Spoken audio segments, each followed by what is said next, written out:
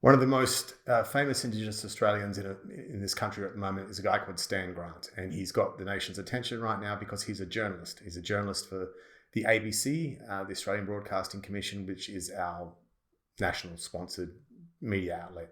I used to love the ABC, less so these days. It's the same with a great many people. It's really off at the moment. I think I've got the answer to the problem. But first, on Stan Grant, he alleges that he has been the victim of racism, which no one can seem to put their finger on. And a whole bunch of virtue signaling ABC journalists have come out in support of him on social media. Let's have a look. This is Virginia Trioli. Since tweeting my support of Stan Grant, my timeline is flooded with the most awful racist shit. I think Hitler was the most awful racist shit. That's what she's getting, is it? And inflammatory voice disinformation. Very few of these accounts actually. This is what evil Elon Musk is evil now. Algo draws. Okay, so yeah, I agree. The algorithm does push us some stuff in. This guy here, I have no idea what Daryl's like, but he's saying, I've been through 250 of them now. There isn't a racist comment there. It's critique and most politely disagreement. And I agree. I went through Virginia Trioli's replies as well, which was a waste of 10 minutes of my life. I couldn't see a single piece of racist shit in there. However, she does say my timeline, so that doesn't necessarily mean her replies. It just means the thing that she's saying.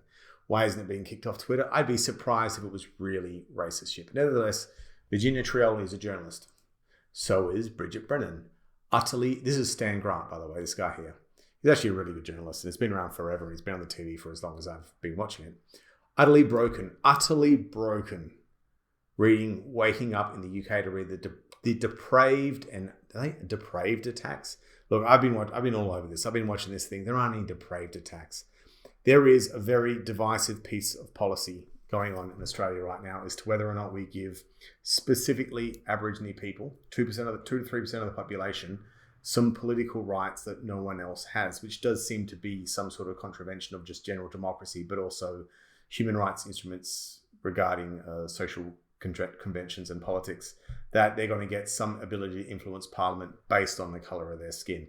So this is no small thing. They're also saying that they want to change the Constitution. So the Constitution will forever recognise this. So a future government can never repeal to it. And anyone with half a brain can work out how that can be disabused by an in bad faith actor in politics. So this is a serious fucking thing. Like, this is something that all Australia is talking about. It's going to have huge ramifications. Now, Stan Grant has come out strongly on one side of things. Indeed, the ABC seems to have come out strongly on one side of things, and so has many of these ABC journalists. More than that, for whatever reasons he decided to do it, this journalist, Stan Grant, decided to attend the coverage of the King's coronation and speak out against England and the Union Jack and the history of colonialism on the day that the King was being appointed. Indeed, when the ABC showed the broadcast of the King's coronation, there were 4 commentators. 3 of them were anti-royal family, anti-royalists, pro-Republicans, we would say here. It doesn't mean the same thing as a Republican in America. And only 1 was a monarchist. And everyone was wondering why on earth journalists are suddenly throwing their hat into the ring of giving the opinions rather than asking the questions. However, then this article caught my eye, and it was really great. If you don't know what a schmozzle is, it's a disaster. It's an Australian word. So Stan Grant steps down because he believes the ABC's management aren't defending him from the online abuse directed at him after comments made on another ABC program. The problem is the immediate and immediately obvious consequence of journalists and their opinions. And the article goes on to make the point that when you're a journalist, you're supposed to sit in a chair and you're sitting opposed from Fidel Castro or Donald Trump or the Pope or whoever you are, and you're asking questions and you're saying, what's the Catholic Church's opinion on abortion? But doesn't that mean if you're wearing a pro-choice or pro-life shirt at the same time, the person answering the questions, it has a different context to them. And you're not really asking questions, you're throwing accusations. And when you get a journalist that's so political and has such strong political opinions that they can no longer sit objectively in a chair and start asking questions, they're not a journalist anymore, they're an activist. It says here, the ABC has catastrophically undermined its authority and independence by permitting journalists to post personal commentary on the corporation's digital outlets and to parade their egos on social media. I think that really gets to the crux of it. Why is a journalist suddenly an activist? How they're just there to friggin' ask questions of anyone. If a left-wing government gets into power and we know this journalist is a flaming lefty, then we're going to assume, and we should assume, that they're going easy on the left-wing government That's why journalists are best keeping their political opinions to themselves. Go on and be something else. Social media provides a wonderful avenue for people to become activists and try and change the world. But to label yourself a journalist and then to host the show like Stan Grant did, Q&A, where you had all manner of guests on, you were trying to ask genuinely objective questions, but you were slathered in your own politics and opinions before you even turned up, was a big mistake. And Stan Grant's too experienced to fall into this trap. And I think this article is correct. But the ABC is not stupid. How did it get itself in this position? Surely it should have been smarter to fall into this trap. It is, and it's not really a trap. It's just that it's got pressure on it. You see, 70 odd years ago, there was a really bad war. 80 odd years ago. World War II. Millions of people died. And at the end of it, everyone decided to create the UN. Eleanor Roosevelt signed a document, The Hague, the building in the United Nations, bada bing, bada boom. And then there were all these human rights instruments that came out periodically over the next 80 years. And we've Australia's ratified most of them. So we have UN DRIP, the United Nations Declaration of Rights of Indigenous Peoples. We have the one about CEDAW, the Convention for the Elimination of Racial Discrimination against all races or something. And there's one against women, and there's one against, there's a Refugees Rights Act. And we ratify maybe all of the provisions, or at least many of the provisions within said instrument, and then we as a country commit that we'll never do the things that they say we shouldn't do. Periodically, like every 5 years, some person that thinks they have the right to reviews the entire country of Australia and calls us a pack of arseholes or say we're doing a good job. Here's an example of one of the reviews that happened, I think in 2015 this one is. So this is the third universal periodic. So this is from 2021. And so, for example, it will say like, protection and promotion of human rights on the grounds of Aboriginal and Torres Strait Islander people. So we'll recommend the government develop a national program to implement the United Nations Declaration of the Rights of Indigenous Peoples and schedule it to the definition, blah, blah, blah. Government supports a national voice to Parliament, blah, blah, blah. The government implements shared decision-making and partnerships. And this is the United Nations, so the Australian Human Rights Commission is telling our government what we should do. We don't vote for this thing. This is just telling our politicians who we voted for what they should do, regardless of what the politician said on election day. So I find it a little undemocratic. It loses me here, though, as it always does. Australia's national gender pay gap is 14%. That's bullshit, and I've got many videos proving it. It's 3%, and it's fine. So the government should implement targeted strategies. But basically, if you search the word media, you'll find 15 references. If you search the word program, what's that, 15. If you search the word, say funding, 7, that's not too bad. How about development? Develop, 17. So basically they're just taking words like commission, program, develop, funding, and it's still just about like, as though like if you just keep having endless government jobs, suddenly husbands are going to stop hitting wives or people are going to stop doing drugs or something like that. It's not going to work, but they have to run their mouth. The government has some sort of right of reply. Let's take a look at one. So this is the government's response to the 2021. So you see the word implement there. So they just say the same words back the other way.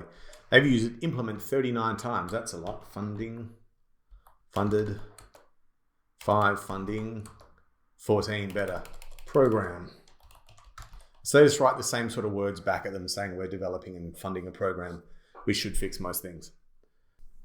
These things are a real insight into how we get so fucking woke and so fucking crazy. Look at this. Government to develop solutions to reduce people's risk. Oh no, I'm wrong. Women's risk of homelessness. Why not people's? Why do we get this divisive language? Number 38 is a good one of mine. Racial discrimination is present in the Australian society. The Commission is concerned about the increase in severe Islamophobic attacks, far-right extremism, increased racism experienced by people of Asian background during the COVID-19 pandemic, and cyber racism calls for renewed funding on national anti-racism efforts. Government supports social cohesion, community harmony, and national unity incentives underpinned by accurate data. Government fund a new national anti-racism strategy. I mean, it's just fucking empty shit. Like, that's not ever going to fix anything. Finally, I know I've got to stop doing this at some point in time, but the government established an anti-slavery commissioner. Can you imagine Australia having an anti-slavery? What fucking slavery is going on here? With an oversight of modern slavery statements. Introduce financial penalties for non-compliance with reporting requirements.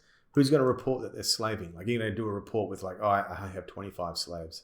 So basically the Australian Human Rights Commission shits all over us. So the government has to have some sort of right of reply, right? And they do. they have a document like this in which they say all the things that they have in it. So the Australian government has to have some way of saying, we are doing this, we are implementing solutions, ergo the ABC and SBS. Those stations are there specifically so the government can just say, no, excuse me, we are doing everything we can. Look, we did something. We actually put something in action. That means they did a program on it. But that requires their journalists not to say what's a good story today or what are the facts of the day, but rather, how do we get the Australian Human Rights Commission off our back? The Australian Human Rights Commission is a stick and the journalists are the arse that they're hitting it with. And the ABC is the vehicle with which the person getting hit with the stick is trying to say, leave me alone, I'm doing a good job. However, as you and I know, the general population is getting sick of the bullshit. Anti-slavery and friggin' anti-cyber terrorism and extreme Islamophobia, and that's not in everyone's daily lives. Like, that's why most people watch reality TV or flick through Instagram or friggin' read Harry Potter books. The ABC is showing the people stuff they don't want to see. I accept that if there's some, I don't know, I can't believe that there's slavery in Australia, but and there's certainly no pay gap. There probably was one factual thing, a lack of cultural diversity in leadership or something like that probably does exist. But your average tired working class Australian who's come home from a long day at work and just wants to have a cold beer and switch on the telly and watch something doesn't care about any of this shit. And then when it comes time for the journalists like Stan Grant, like Virginia Trivioli, to try and ask bona fide objective questions of politicians, it's too late. Their politics is out in the open. It's not that they are left-wing, it's that they're required to be left-wing by the Australian Human Rights Commission, or at least by their employer that's trying to get the Australian Human Rights Commission off their back, because ultimately the ABC is owned by the government.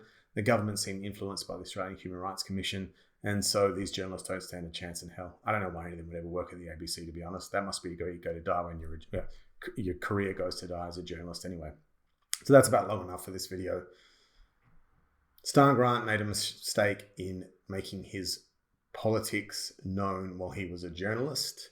I utterly sympathise with him as an Indigenous Australian during these very difficult times, but perhaps he should have stood away from journalism for a while, and he has done so.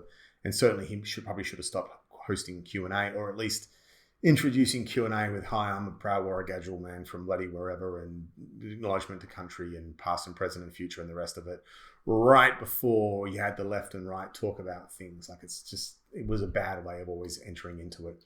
These things are best done just straight into the questions and just let people, it's almost like watching a movie. You have to have like not the willing suspension of disbelief, but the presence of a belief of objectivity before you can really think that this is a robust political discussion. All right, guys, like and subscribe if you like this video, and I've got more content coming. Bye.